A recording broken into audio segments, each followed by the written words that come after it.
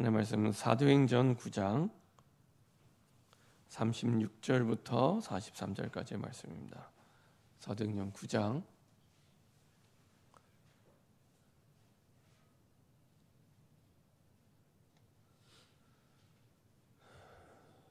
사도행전 9장 36절부터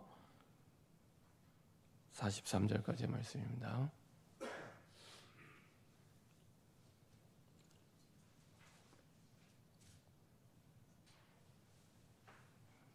사도행전 9장 36절부터 43절까지의 말씀입니다.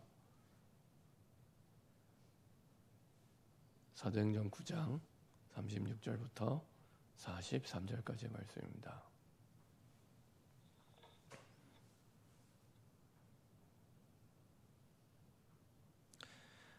합독하도록 하겠습니다. 요빠에 다비다라는 여제자가 있으니 그 이름을 번역하면 도로가라 선행과 구제하는 일이 심히 많더니 그때 병들어 죽음에 시체를 씻어 단하게 누이니라. 루다가 요빠에서 가까운지라 제자들이 베드로가 거기 있음을 듣고 두 사람을 보내어 지체 말고 와달라고 간청하여 베드로가 일어나 그들과 함께 가서 이름에 그들이 데리고 다락방에 올라가니 모든 과부가 베드로 곁에 서서 울며 도르가가 그들과 함께 있을 때 지은 속옷과 겉옷을 다 내보이거늘 베드로가 사람을 다 내보내고 무릎을 꿇고 기도하고 돌이켜 시체를 향하여 이르되 다비다야 일어나라 하니 그가 눈을 떠 베드로를 보고 일어나 앉는지라. 베드로가 손을 내밀어 일으키고 성도들과 과부들을 불러들여 그가 살아난 것을 보이니 온 요빠 사람이 알고 많은 사람이 주를 믿더라. 베드로가 요빠에 여러 날 있어 시몬이라 하는 무두장이의 집에 머무니라. 아멘. 자, 한번 기도하고 말씀 나누도록 하겠습니다. 전능하신 하나님 감사드립니다. 모든 것을 바꾸시는 하나님의 부르심 속에 우리의 삶을 지금까지 주관하시고 인도하심을 감사드립니다. 하나님의 택한 그릇으로 축복해 주셨사오니 우리 인생을 향한 분명한 목적을 깨닫게 하여 주시옵소서. 그 목적에 집중하는 삶이 될 수 있도록 인도하여 주옵소서. 하나님이 주신 방향이 우리 인생의 방향이 되게 하시고 하나님이 주신 인생의 목적이 우리의 목적이 되어 그 목적을 위해 달려가는 사명이 있는 삶이 되게 하여 주옵소서. 우리의 주어진 날들이 제한이 있음을 깨닫게 하시고 우리의 주어진 날들을 아버지 하나님 잃어버리지 않도록 하나님 인도하여 주시옵소서. 지금도 순간순간 우리의 생각 마음을 혼미케 하여 하나님이 주신 사명에 힘쓰지 못하게 하고 아버지 하나님 다른 것에 힘쓰게 만드는 모든 불신앙과 흑암이 권세는 주 예수 그리스도의 능력의 이름으로 완전히 결박받고 떠나가게 하여 주옵소서. 한번 사는 인생 속에 주님의 뜻을 위하여 집중하는 우리 남은 생 가장 빛나는 인생이 되게 하여 주옵소서. 감사드리며 예수 그리스도의 이름으로 기도합니다. 아멘. 우리 좌우에 계신 분과 인사하겠습니다. 예수님은 그리스도이십니다. 우리 한 번 더 인사드리겠습니다. 지난주 제목을 가지고 인사드리겠습니다. 모든 것을 바꾸시는 하나님의 부르심입니다. 우리 한 번 더 인사드리겠습니다. 오늘 제목을 가지고 인사드리겠습니다. 다비다야 일어나라. 이번에는 그 옆에 있는 사람 이름을 넣어서 한번 불러보겠습니다. 옆에 있는 사람. 자, 옆에 있는 사람 이름을 불러가면서 한번 인사하겠습니다. 시작. 일어나라. 네. 네. 올해 그 주신 원단 제목이 일어나라 빛을 발하랍니다. 주저앉아 있지 말고 누워 있지 말고 일어나라. 일어나는 시간표를 우리에게 주셨습니다. 그래서 우리에게 주신 생명의 빛, 복음의 빛이 우리를 통해 정말로 비춰질 수 있도록 하나님은 원하십니다. 그 대단한 능력이나 대단한 힘이 없어도 됩니다.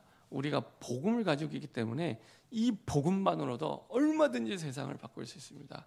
제가 지난주에 대만을 갔다 왔습니다. 대만은 아시는 것처럼 2,300만, 2,400만 정도가 전체 인구인데 대부분이 우상 숭배를 합니다. 대부분이. 그래서 전통적인 유교, 불교 가면은 참 우상 숭배하는 걸 너무너무 일상생활에서 볼 수 있는 나라입니다. 그만큼 많은 저주와 재앙, 질병이 이미 임해 있는 나라입니다. 대만이요, 제가 가보니까 지진이 얼마나 많은지 몰라요. 지진이 많아요. 대만 가기 전까지 몰랐는데 그 선교사님하고 얘기하는데 이제 그 교회가 10층에 있습니다. 교회가. 근데 가끔 처음에 대만 왔을 때 이제 이 선교사님이 처음 대만 왔을 때 놀랬대요. 왜 놀랬냐? 이게 말씀을 묵상하고 말씀을 정리하고 있는데 갑자기 건물이 흔들리더래요. 근데 자기만 놀라고 딴 사람은 안 놀래더래요. 보니까 지진이 수시로 있는 나라, 저주받은 땅입니다. 재앙이 있는 땅입니다. 우상 숭배를 사실은 많이 할수록 그럴 수밖에 없어요. 일본도 마찬가지입니다. 일본도 정말 저주받은 땅입니다. 정말 재앙이 있는 땅입니다. 대만도 마찬가지입니다. 우상 숭배를 너무 많이 해요. 너무 많이 해요. 기독교 인구가 뭐 다 합해봤자 5%, 6%밖에 안 되는데 그나마도 이렇게 정확한 복음을 가진 사람들은 많지 않습니다. 그러니까 우리가 복음을 알고 있다는 거, 너무 간단하게 알고 있는 주보에 있는 매주 토요일마다 우리 아이들 주보에 있는 내용 가지고 구원의 길 훈련하는데 이 구원의 길만 알아도요 살릴 사람이 너무 많아요. 너무 많아요. 그냥 많은 게 아니라 너무 많아요. 이번에 그 한 5개, 6개 교회가 연합을 해서 한 30명이 갔습니다. 한 30명이 갔는데 그 타이틀은 대학생 선교 캠프지만 대학생만 간 게 아니고요. 유치원생부터 중직자까지 다 갔어요. 그래서 30명 가운데 목회자가 한 6명, 그 다음에 대학생이 한 10명이 좀 넘고요. 그 다음에는 아이들이 많아요. 유치원생, 초등학생, 중학생, 고등학생 많아요. 심지어는 그 3년째 매번 오는 여자 전도사님이 계세요. 이분은 자기 직업이 있으신 전도사님입니다. 지역 아동센터에서 일하시는 분인데 센터장이죠. 근데 이분은 1년 동안 딱 이 선교를 오기 위해 준비합니다. 1년 동안. 그래서 3년째. 그래서 혼자 오는 게 아니고요. 아이들 데리고 와요. 남자아이들 3명을 데리고 옵니다. 진짜 등치가 첫째는 저보다 더 커요. 뭐 진짜 등치가 산만합니다. 그래서 이제 초등학교 1학년 처음 선교를 갈 때는 유치원생이었습니다. 초등학교 1학년, 중학교 1학년, 고등학교 1학년 아들만 3명을 데리고 와요. 매년. 이번에는 또 어떤 교회 부목사님 사모님이 또 아이들 3명을 데리고 왔어요. 역시 유치원생, 초등학생, 중학생. 거기는 딸들, 아들 하나. 이게 왔어요. 그리고 이제 그 중직자들 오고 와서 30명이 왔는데 하나님이 이제 대학 현장에 들어가서 쭉 전도 캠프를 하는데 그 현장마다 많은 은혜를 주셨어요. 뭐 저도 이제 2군데 대학 현장에 들어갔습니다. 한 군데는 그 우리나라의 그 국립체육대학 있잖아요. 한국체대라고 이쪽 그 송파구에 있습니다. 대만에도 국립체육대학이 있습니다. 그 체육대학. 그리고 또 한 군데는 대만의 이제 국립대학인데 중앙대학이라고 있습니다. 대만의 중앙대학. 여기도 이제 좋은 학교예요. 그래서 아시아권에서도 학교 순위가 높은 그런 학교입니다. 우리나라로 따지면은 그래도 한 그 연고대, 한양대 이 정도 수준 되는 대학입니다. 학생들도 꽤 많고요. 학생 수도 한쪽은 15,000명, 그리고 한쪽은 거의 10,000명 이렇게 되는 그런 학교입니다. 그래서 이제 하나님의 말씀을 붙잡고 기도하고 캠퍼스 현장에 가세요. 현지인 사역자들과 함께 이렇게 들어갔습니다. 가서 억지로 전도하려고 한 게 아니라 쭉 저도 태어나서 처음 가본 대학이니까 가서 이제 그 식당에 첫날은 첫날은 한 군데 제가 대학을 더 갔네요. 첫날은 제가 그 대만에 있는 중원대학을 들어갔습니다. 중원대학. 중원 따쉐, 중국말로 대만말로 따쉐 이렇게 얘기를 하는데 중원대학을 들어갔습니다. 거기는 기독교 대학인데요. 우리나라 연세대학 같은 그런 학교입니다. 들어가서 이제 점심시간이 돼서 이제 식사하러 갈 시간이 됐습니다. 보니까 이렇게 대만에도 이렇게 김밥집이 있더라고요. 대학 앞에 학생들이 막 이렇게 김밥 들고 가서 먹으면서 공부하고 이렇게 해야 되니까. 그래서 저기 김밥집에 가자 해서 이렇게 가서 김밥을 먹는데 대만 김밥은 조금 또 달라요. 이렇게 우리는 그래도 이렇게 썰어서 주기도 하고 그 다음에 뭐 그 안에 여러 가지 들어가지만 대만 김밥은 이렇게 비닐로 2번 포장을 해서 이렇게 하나를 딱 벗겨내면은 이렇게 그냥 손에 쥐고 막대기를 손에 쥐고 먹는 것처럼 이렇게 먹도록 김을 싸놨더라고요. 그러니까 한국 김밥을 좀 이렇게 패러디해 놓은 것 같습니다. 어쨌든 그날 들어가서 이제 밥을 먹고 나오는데 이제 사장님께 하나님 계획이 있는 것 같아요. 그래서 이제 물어봤죠. 사장님 예수 믿냐? 그랬더니 이제 이분이 뭐 믿는다 얘기를 안 하고 본인의 집에 교회에서 주문이 많이 온대요. 그래갖고 그 대학에 있는 지하철역에 교회가 4군데가 있는데 거기서도 주문이 오고 그 다음에 그 중원대학이 기독교 대학이었습니다. 그러니까 우리나라 연세대학 같은 기독교 사립대학이에요. 대만에서 가장 좋은 사립대학입니다. 그 안에도 교회가 은혜당이라는 교회가 있대요. 거기서도 와서 밥 먹고 주문한대요. 그래서 하나님이 당신을 많이 사랑하시는 것 같다. 그러니까 이렇게 사람들을 자꾸 보내시는 것 같다. 그래서 한국에서 나를 여기로 보내셨다. 혹시 복음을 들어보겠냐? 그랬더니 들어보겠대요. 그래서 이제 편안하게 이렇게 쭉 복음을 전했습니다. 그래서 듣고 예수님 영접하고 그리고 기도해주고 나왔어요. 그래서 당신 있는 자리가 너무 중요한 자리다. 당신이 알란가 모르겠지만 진짜 학교 안과 밖을 살 수 있는 플랫폼 같은 중요한 현장이다. 기도하자. 내가 한국에 가서도 기도하겠다. 이렇게 얘기를 하고요. 나왔습니다. 그리고 나서 이제 갔던 대학이 중앙대학이었습니다. 또 한 30분 정도 차로 떨어져 있어요. 대학이. 다시 30분 차를 타고 중앙대학에 갔는데 거기서도 이제 내려서 다시 이제 그 베이스 캠프 교회로 돌아갈 시간이 얼마 안 남았기 때문에 이제 도서관으로 가자 해서 가면서 이렇게 길을 물었어요. 길을 물었는데 처음에는 이제 인도네시아 학생이 얘기를 해주는데 너무 친절하게 이제 얘기를 해주는 거예요. 그래서 지나고 나서 생각해 보니까 저렇게 친절하게 얘기해 줄 것 같으면 복음을 전할 걸 이런 생각이 드는 거예요. 이게 딱 보니까 이슬람 학생 같았거든요. 한국 사람이 지금 외국 나가면 사람들이 마음을 다 열어요. 너무 좋아해요. 그래갖고 선교하기가 한국 사람이 선교할 수 있도록 다 준비해놨어요. 그래갖고 한국 사람이라면 일단은 너무 이렇게 행복해해요. 왜 이렇게 한국 사람을 좋아하는지 모르겠어요. 그러니까 선교하라고 하나님이 마음문을 다 열어놓으신 거예요. 그래서 되게 친절하게 길을 가르쳐서 쭉 갔는데 도서관에 가서 저희가 또 이제 도서관을 이제 근처에 가서 도서관이 여러 개가 있더라고요. 그래서 다시 도서관에서 나오는 사람을 붙잡고 이제 여기가 도서관 맞냐고 물어보는데 친절하게 얘기를 해주더라고요. 그래서 이 친구한테 이제 복음을 전했습니다. 예수 믿냐? 안 믿는데요. 복음 들어봤냐? 못 들어봤대요. 그래서 얘기해 주는데 너무 잘 들어요. 이 친구는 그 대학에서 영어랑 프랑스어를 전공한 학생입니다. 그래서 5년 복수 전공에서 5년 공부한 5학년 학생이었어요. 졸업하고 뭐 할 거냐? 그랬더니 언어 치료를 할 거래요.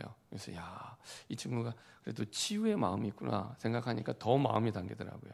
그래서 예수님 영접하고 같이 갔던 그 교회 사역자랑 연결해서 일주일에 한 번씩 다락방하기로 약속을 했습니다. 그리고 오는데 이제 나중에 이제 포럼을 하는데 참 이게 전도가 물 흐르듯이 자연스럽게 이렇게 흘러가는 걸 보면서 하나님이 이렇게 준비된 영혼들이 있구나. 마음을 담고 기도하고 가기만 하면 있구나. 이걸 확인하게 됐다고 얘기를 하더라고요. 그리고 나서 또 이제 그 다음날 간 현장이 아까 말씀드린 그 대만의 국립체육대학이었습니다. 거기에 이제 야구 선수 한 명이 연결돼 있다고 해서 갔어요. 그래서 그 야구 선수도 만나고 잠깐 기도해주고 또 사역자랑 연결해주고 그리고 나서 또 식당에서 밥을 먹는데 밥 먹고 나서 이제 식당에 앉아 있는 커플이 있는 거예요. 커플. 참 예쁜 커플이구나. 그래서 가서 이제 예쁘니까 또 복음을 전했습니다. 그래서 예수 믿냐 했더니 다 이제 안 믿는다고 완전 불신자죠. 그래서 복음 들어보겠냐 했더니 듣겠대요. 커플이 남학생 여학생 얘기 들어보니까 이제 우리말로 하면 복원행정 하는 체육행정 복원행정을 배우는 2학년 학생이었어요. 그러니까 21살 정도 됐겠죠. 그 복음을 다 듣고 이 친구들도 이제 그 식당에서 예수님 영접하고 그리고 전화번호 받고 그다음에 같이 간 사역자 연결해줘서 일주일에 한 번씩 다락방하기로 얘기했습니다. 그 얘기했죠. 너희들 한국 좋아하냐 그랬더니 좋아한대요. 그럼 한국 오면 연락해라. 내가 밥 사주겠다. 같이 한번 한국 오면 만나자. 얘기도 하고 그리고 이제 돌아오게 됐습니다. 그래서 하나님께서 사실은 그 대학들이 저는 생전 처음 가보는 대학입니다. 그럼에도 불구하고 하나님은 복음 받을 영혼을 준비해 놓고 기다리셨구나. 가서 뭐 특별하고 특이하고 대단한 말이 아니라 우리 주보에 매주 나와 있는 이 내용이에요. 이 내용. 특별한 내용이 아니고요. 근데도 이 친구들이 복음을 듣고 예수님 영접했는데 그게 보통 사건이 아니잖아요.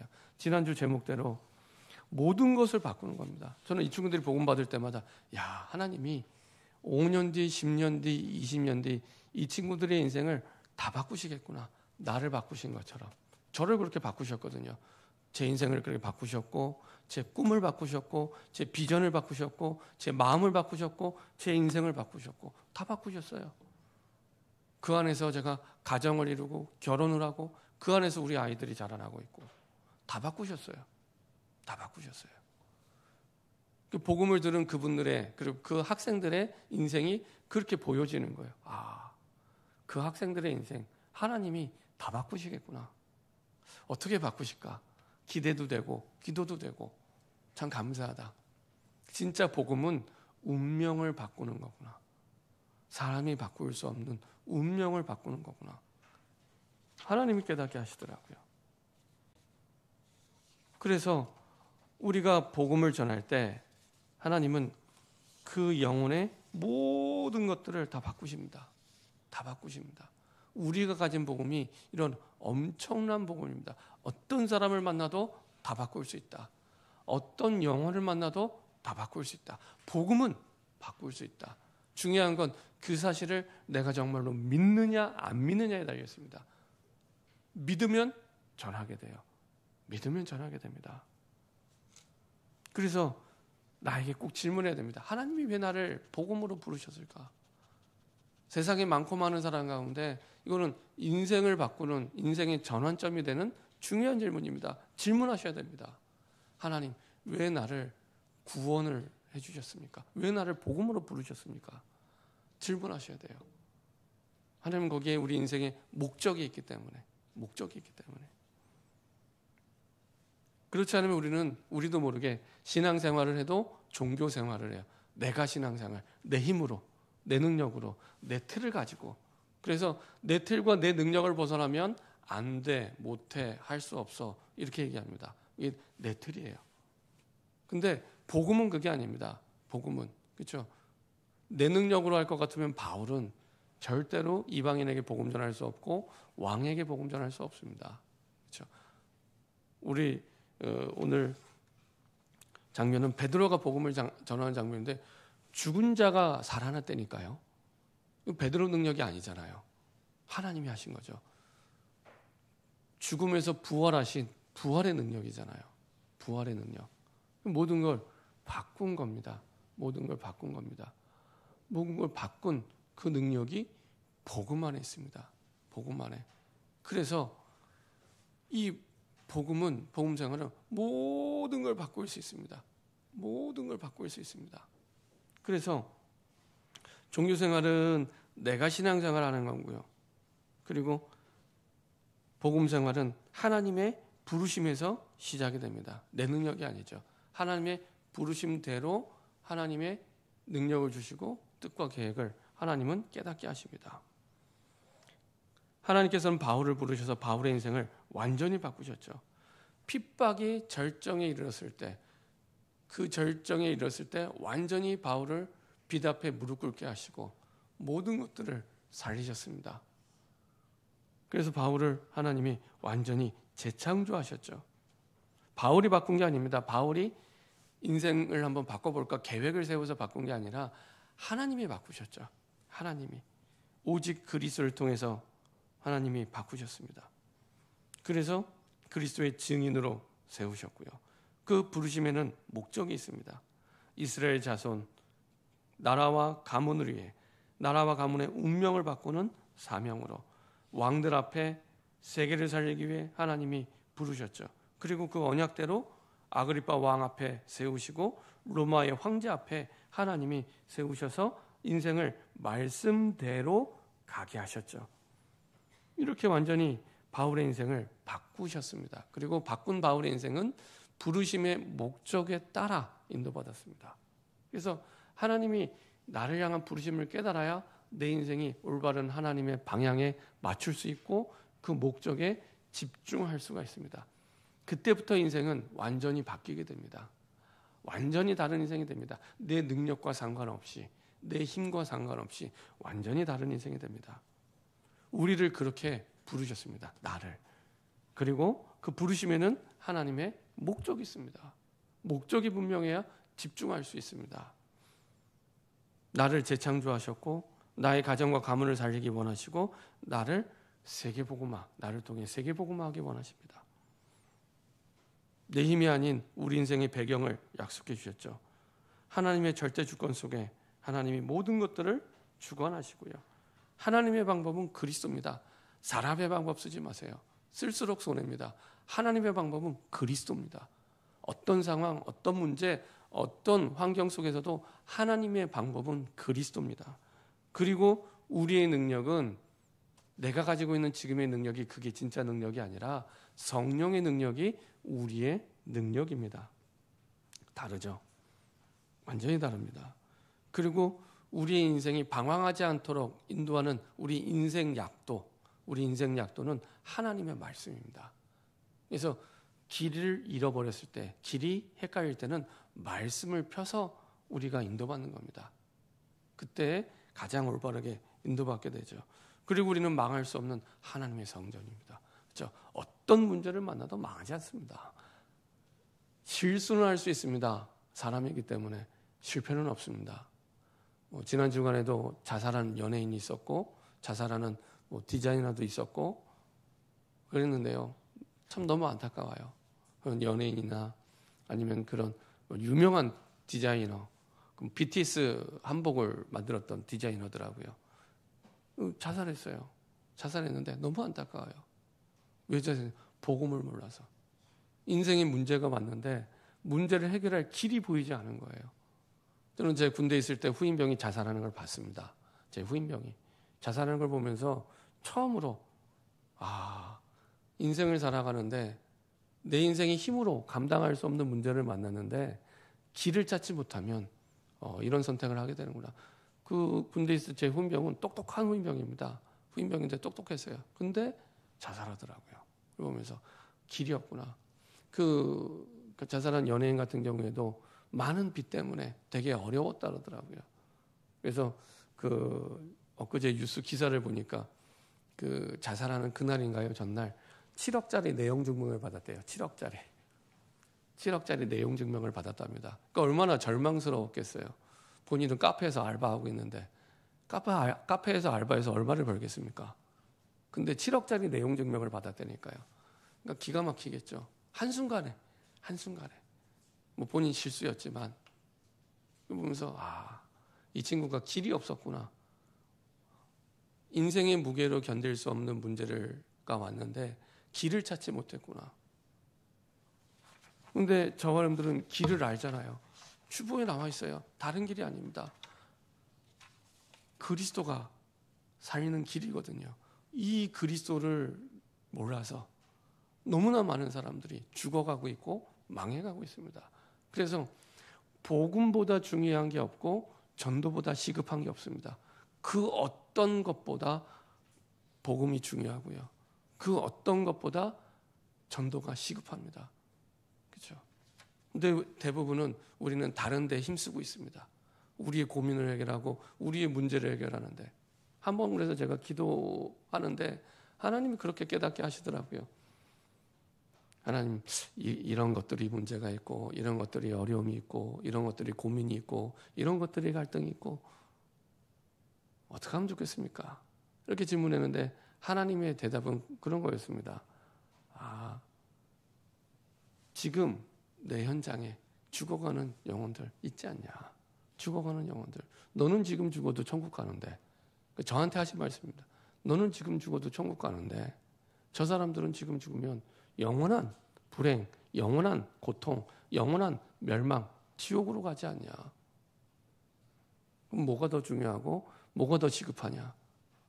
답이 간단해지더라고요. 아, 그렇지. 완전히 버려져 있는 불신자 현장. 그 영혼을 살리는 게 가장 중요하고 가장 시급하구나. 거기에 힘을 써야 되는구나. 거기에. 그게 하나님이 원하시는 거구나. 그 부르심 속에 바울을 부르셨고 우리를 부르셨습니다.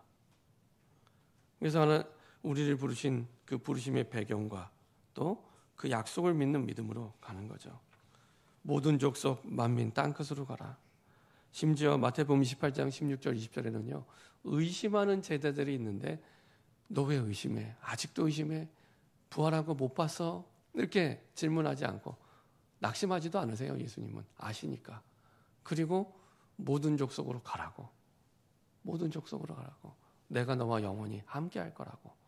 이렇게 말씀하시고 약속해 주셨습니다. 그런 약속 속에 바울을 부르셨고 나를 부르셨고 오늘 우리가 읽었던 본문에 다비다를 부르셨습니다. 베드로를 통해 다비다를 부르셨죠. 다비다는 어떤 인물입니까? 선행으로 소문난 인물. 그 지역에 다 아는. 그래서 욥바에 다비다라는 여제자가 있으니 그 이름을 번역하면 도로 가라. 선행과 구제하는 일이 심히 많더니 그 지역에서 선행과 구제하는 일에 많은 일을 하던 여제자. 구제하는 일로 온 욥바 사람의 도움을 입었고요. 그러니까 많은 욥바의 사람들을 도왔고요. 그리고 옷을 만들어 사람들에게 주기도 했고요. 나중에 그 베드로가 갔을 때 그 사람들이 함께 있을 때 지은 속옷과 겉옷을 내보였다는 것은 그만큼 도움을 많이 줬다는 얘기거든요. 꽤 도움을 주었던 다비다였죠. 속옷까지도 남을 위해 봉사했던 사람 다비다. 그 지역의 영혼을 살리기 위해 많은 헌신을 했던 다비다. 특별히 이 다비다는 어떤 사람입니까? 욥바라는 지역에 사는 사람이었고 그 지역의 제자였습니다. 그 지역의 제자. 그래서 사도행전 9장 36절에 욥바의 다비다는 여제자가 있으니 이런 호칭을 얻은 것은 분명히 훈련된 여자. 어떤 여자입니까? 그리스도를 아는 제자. 그리스도를 주와 나의 그리스도로 고백한 제자였고요. 부활을 믿는 제자였고요. 그리고 마지막의 언약, 사도행전 1장 8절의 그 언약, 하나님의 마스터 플랜을 가지고 있는 그 제자였습니다. 그가 죽을 때 많은 사람들이 눈물을 흘리며 기도했고요.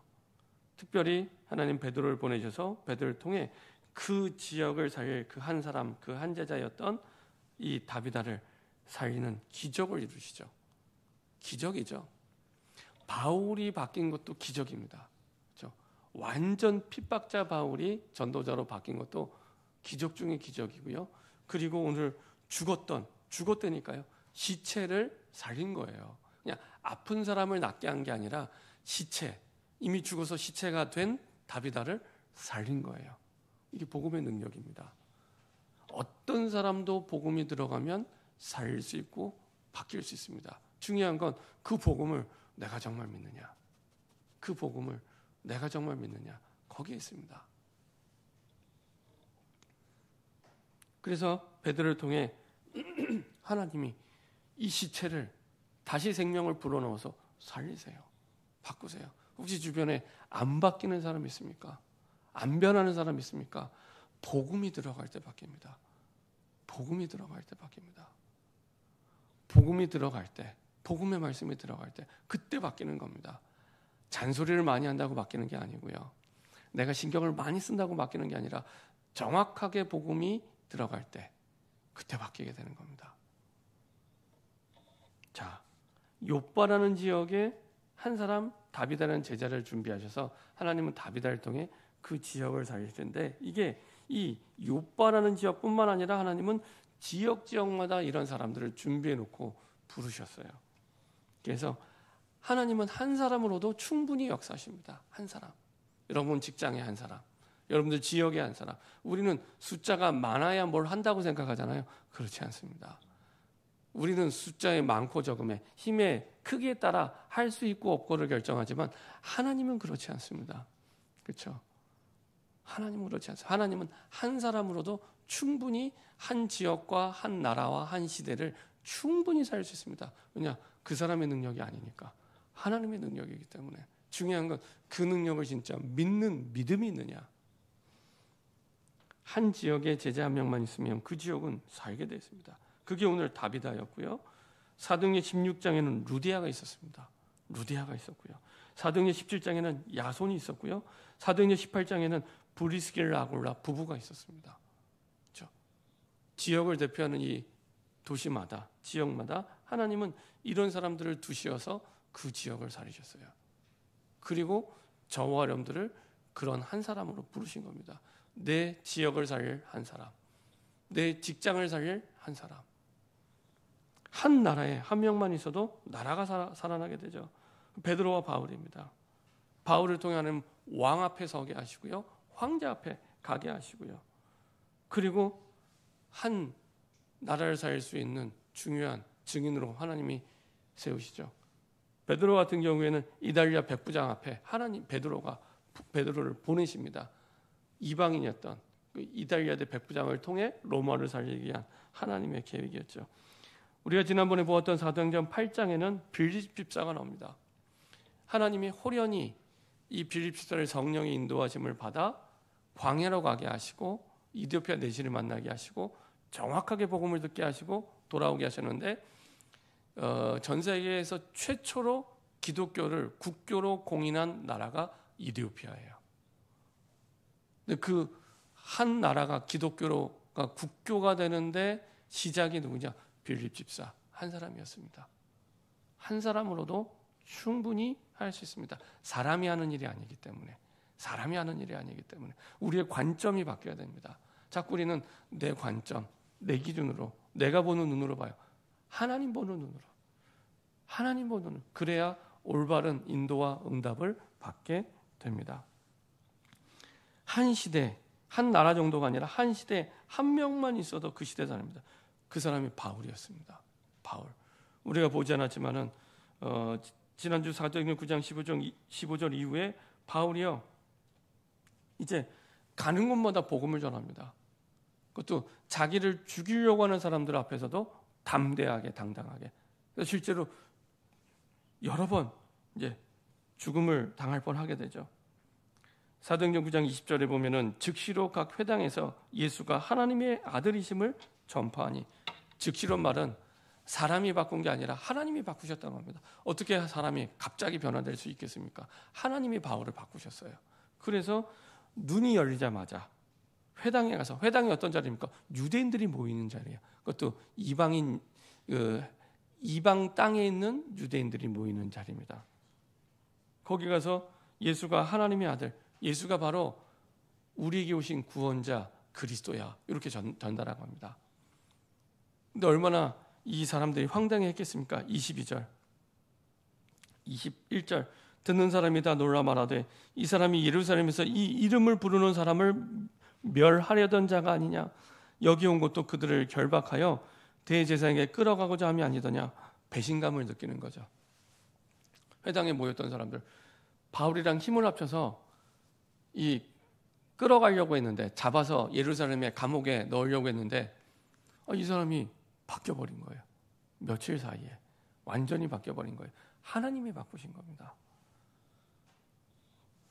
여기에 아랑곳하지 않고 사울은 힘을 더 얻어 예수를 그리스도라 증언하여 다메섹에 사는 유대인들을 당혹하게 하니라. 당혹이 되죠. 아니, 우리랑 한편이 돼서 예수 믿는 사람 잡으러 왔는데 오히려 예수를 믿으라고? 예수를 믿으라고? 23절에 여러 날이 지나매, 여러 날이란 말은 며칠이 아니고요, 3년이 지난 후입니다. 3년이 지난 후에 유대인들이 사울을 죽이기를 공모하니, 그러니까 얼마나 유대인들이 3년이 지났는데도 그 배신감을 잊을 수가 없는 겁니다. 그러니까 본격적으로 바울을 잡기 위하여 팀이 구성이 됩니다. 그 정도로. 그럼에도 불구하고 가는 곳마다 계속 복음을 얘기하죠. 다시 또 예루살렘에 올라와서 29절에 또 주 예수의 이름으로 담대히 말하고 헬라파 유대인들과 함께 말하며 변론하니 그 사람들이 죽이려고 힘쓰거들. 헬라파 유대인들이 누굽니까? 스데반이 마지막으로 설교할 때 변론했던 사람이 헬라파 유대인들입니다. 헬라파 유대인들. 근데 바울이 헬라파 유대인이 말했던 얘기는 죽을 각오를 하고 얘기했다는 얘기입니다. 다른 말로 하면은 복음이 내 생명보다 더 가치 있다고 복음에 대한 가치에 눈이 열리고 인생의 결론을 내린 겁니다. 헬라파 유대인들에게 자기의 목을 걸고 또 복음을 전하는 겁니다.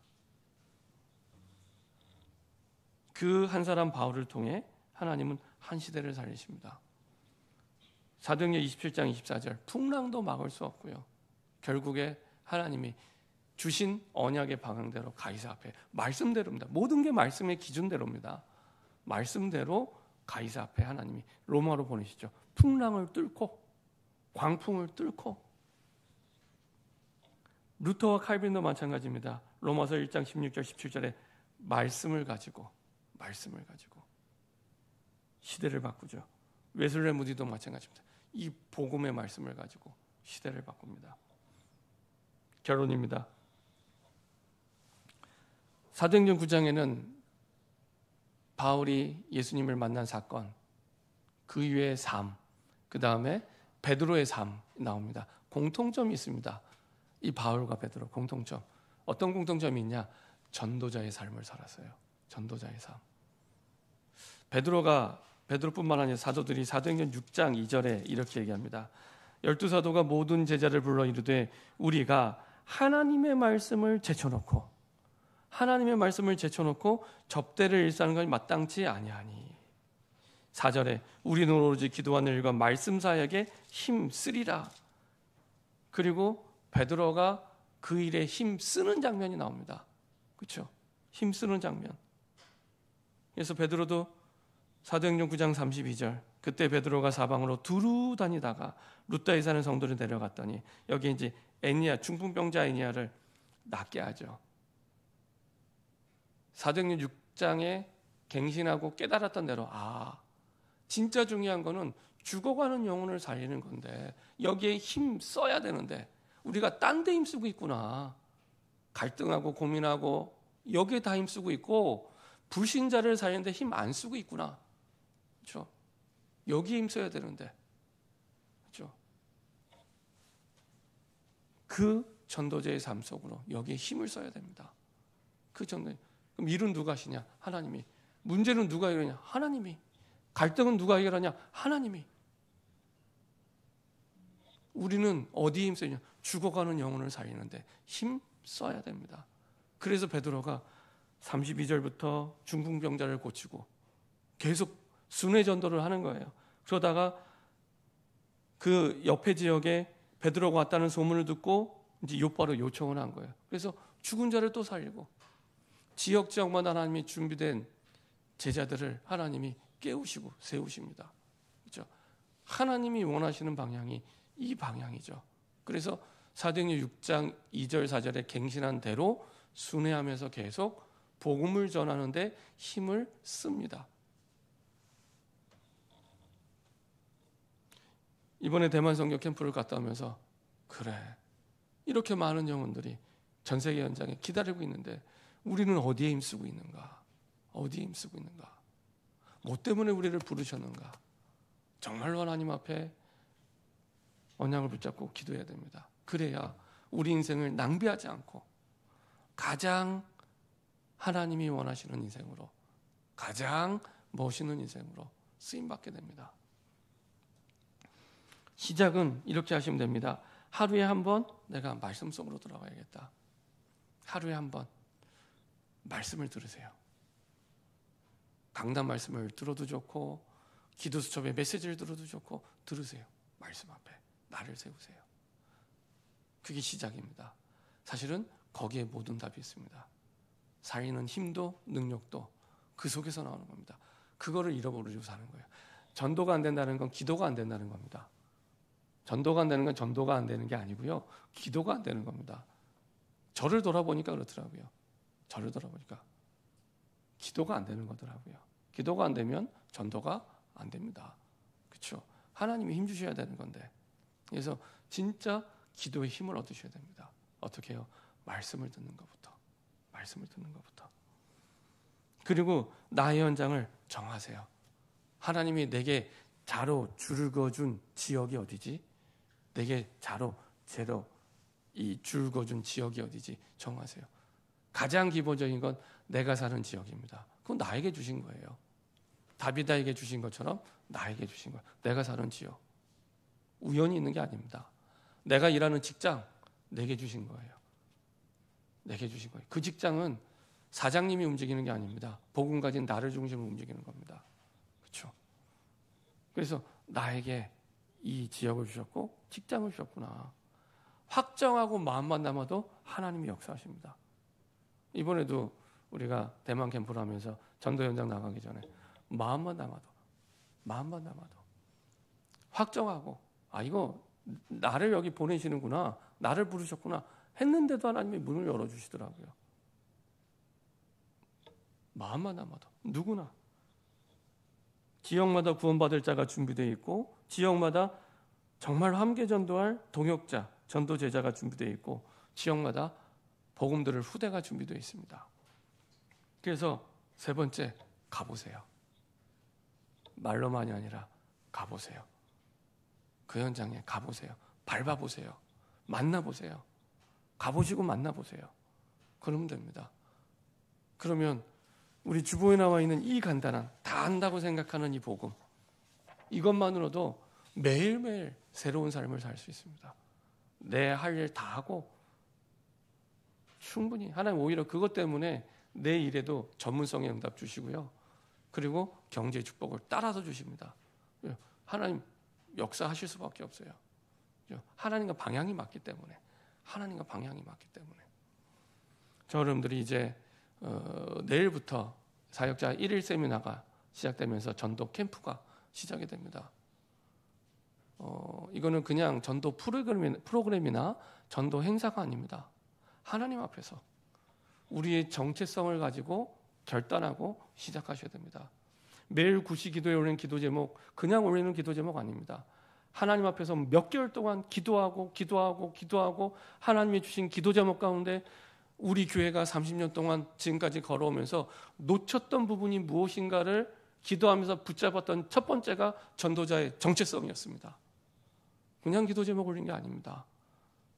그냥 기도하시면 안 됩니다. 진짜 마음 담고 하셔야 됩니다.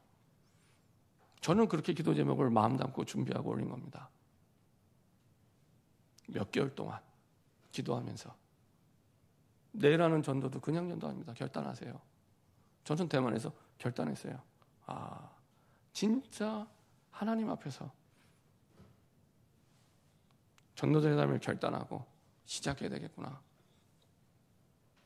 하나님 앞에 가장 큰 죄는 복음 가졌는데 복음 안 말하는 게 가장 큰 죄입니다. 그렇죠? 죽어가는데 우린 죽으면 천국 가잖아요. 그렇죠? 그래서 기도하시면서 이제는 다른 신앙생활을 시작해야겠다. 결단하고 시작하셔야 됩니다. 그래야 제대로 하나님이 원하시는 새로운 전도자의 삶이 시작이 됩니다. 이렇게 응답받는 저와 여러분 되기를 소원합니다. 기도하겠습니다. 앞서면서 한번 기도하겠는데요. 다비다야 일어나라. 다비다야 일어나라. 정말로 저 여러분들이 일어나 빛을 발할 중요한 응답의 시간표입니다. 하나님, 우리에게 주신 복음, 생명의 복음, 나 혼자만 갖고 있지 말고 이제는 죽어가는 영혼을 볼 수 있는 눈을 열어주시고 그들에게 복음 전할 수 있는 진짜 하나님이 원하시는 삶 속으로 들어가게 하여 주시옵소서. 합심해서 한번 기도하도록 하겠습니다. 전능하신 하나님 감사드립니다. 하나님의 은혜수계를 부르시고 인도하심을 감사드립니다. 모든 것을 바꾸시는 하나님의 부르심 속에 우리를 부르심을 감사드립니다. 지금도 완전히 벌어져 있는 불신자 현장 속에 죽어가는 영혼들이 있는데 아버지 하나님, 이들을 볼 수 있는 우리의 눈을 열어 주시옵소서. 이들을 살 수 있도록 아버지 하나님, 전도자의 삶 속에 우리의 삶이 그 속으로 들어갈 수 있도록, 힘쓸 수 있도록 주님 인도하여 주시옵소서. 한 사람만 있으면 되는데 그 한 사람이 한 지역을 살리고 한 나라를 살리고 한 시대를 살 수 있는데 그 축복 속에 인도받는 우리의 삶과 인생이 되게 하여 주시옵소서. 그래서 우리의 가는 곳마다 흑암의 권세가 무너지고 생명의 문들을 열리며 하나님이 원하시는 복음의 문들이 활짝 열릴 수 있도록 주의 성령께서 지금 역사하여 주시옵소서. 일어나라, 빛을 발하라. 이제는 아버지, 우리의 가는 현장마다 복음의 빛, 그리스도의 빛이 비춰질 수 있도록 주의 성령께서 지금 역사하여 주시옵소서. 그래서 한 번만 복음을 들으면 살 수 있는데 너무 많은 사람들이 인생의 문제 속에 이유도 원인도 모르고 망해가고 죽어가고 멸망의 길을 가고 있는데, 지옥의 길을 가고 있는데, 그들을 살려낼 수 있는 전도자의 삶이 시작될 수 있도록 하나님이 역사하시고 인도하여 주옵소서. 우리의 입을 벌려 불신자를 살려낼 수 있는 복음이 선포될 수 있도록 주의 은혜를 허락하여 주시옵소서. 이제 아버지 하나님, 사역자 1일 세미나를 통해 새롭게 사역자로 아버지 하나님, 전도자로 결단하게 하시고 아버지 하나님, 예비캠프 본캠프를 통해 내 지역에, 내 직장에, 내 삶의 현장에, 내 모든 만남에 그리스도의 빛이 비춰지게 하여 주시옵소서. 죽은 자가 있다면 살리게 하시고 아픈 자가 있다면 치유되게 하시고 회복되게 하여 주셔서 치유와 회복의 생명의 복음이 증거될 수 있도록 하나님이 역사하시고 인도하여 주시옵소서. 나를 넘어서, 우리의 현장을 넘어서, 내 능력을 넘어서 하나님의 능력을 체험하는 새로운 전도자의 삶의 시작이 될 수 있도록 주님이 역사하여 주시옵소서. 전능하신 하나님 감사드립니다. 다비다야 일어나라.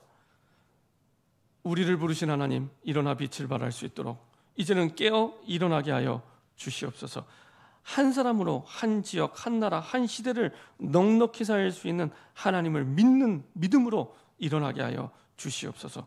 복음을 믿는 믿음으로 일어나게 하여 주옵소서. 부활하신 그리스도를 믿는 믿음으로 일어나게 하여 주옵소서. 죽은 자를 살린 그 생명의 복음이 우리 현장의 모든 사람을 살리는 생명의 복음을 믿는 복음의 한을 가지고, 생명의 한을 가지고 이 복음이 전달될 수 있도록, 힘쓸 수 있도록 주님 인도하여 주시옵소서.